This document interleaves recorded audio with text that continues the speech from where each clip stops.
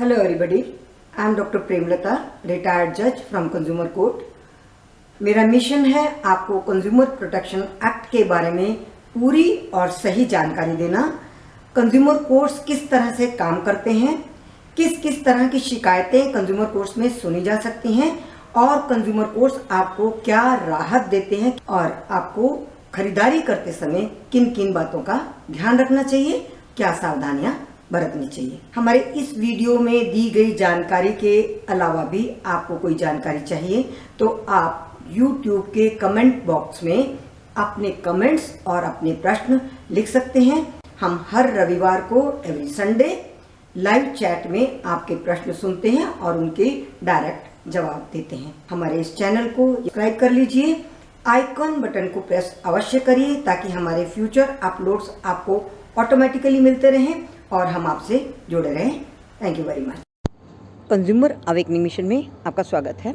National commission के सामने insurance का एक मामला था जिसमें क्लेम रिजेक्ट किया गया ऑन द पॉइंट कि इंटीमेशन लेट दी गई, व्हीकल की चोरी हो गई थी। 3 इशू उठाए गए इसमें इंश्योरेंस कंपनी द्वारा।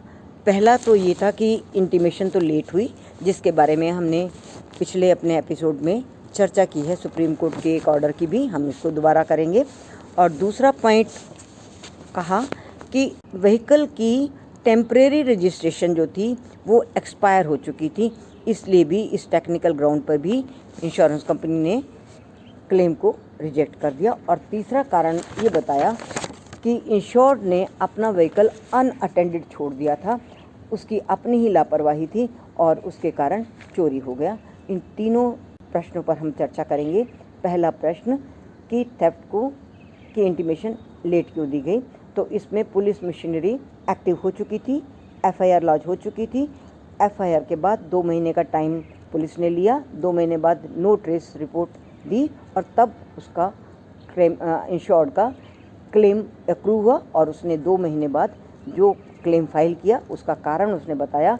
नो ट्रेस रिपोर्ट नहीं आई थी पुलिस की, तब तक वो प्रतीक्षा कर रहा था कि शायद उसका व्हीकल मिल जाए। तो इस पॉइंट पर भी नेशनल कमीशन ने इंश्योरेंस कंपनी को गिल्टी माना और claim rejection on this point was not considered valid ground. दूसरा पॉइंट था कि व्हीकल का टेम्परेरी रजिस्ट्रेशन एक्सपायर हो चुका था। देखिए इसमें क्या होता है, टेम्परेरी रजिस्ट्रेशन इसलिए दिया जाता है क्योंकि उसका फाइनल रजिस्ट्रेशन होना ही होता है। वो यदि एक्सपायर हो गया और केवल 9 दिन बीच में रह गए थे तो ये जो ऑफेंस था या ये जो दोष था ये मोटर व्हीकल एक्ट के रूल के तहत था। इसका इंश्योरेंस कंपनी से कोई लेना देना नहीं था। जो भी पेनल्टी लगेगी या जो भी फाइनल रजिस्ट्रेशन बनेगा उसमें जो कुछ भी कार्रवाई मोटर व्हीकल एक्ट के अंडर आरटीओ करेगा वो करेगा, उसमें इंश्योरेंस का कोई मतलब नहीं है। इंश्योरेंस का प्रीमियम पे किया जा चुका था और इंश्योरेंस का जो पीरियड था वैलिड पीरियड के ड्यूरिंग ही थेफ्ट हुआ था, इसलिए ये पॉइंट भी नेशनल कमीशन ने वैलिड पॉइंट नहीं माना।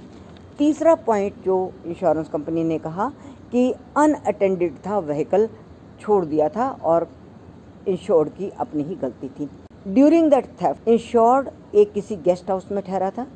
गेस्ट हाउस रेजिडेंशियल लोकेलिटी में था और बसी हुई जगह थी और सब लोगों के व्हीकल वहीं पर पार्क किए गए थे। उसी गेस्ट हाउस के बाहर ही इंश्योर्ड ने अपना व्हीकल पार्क किया था।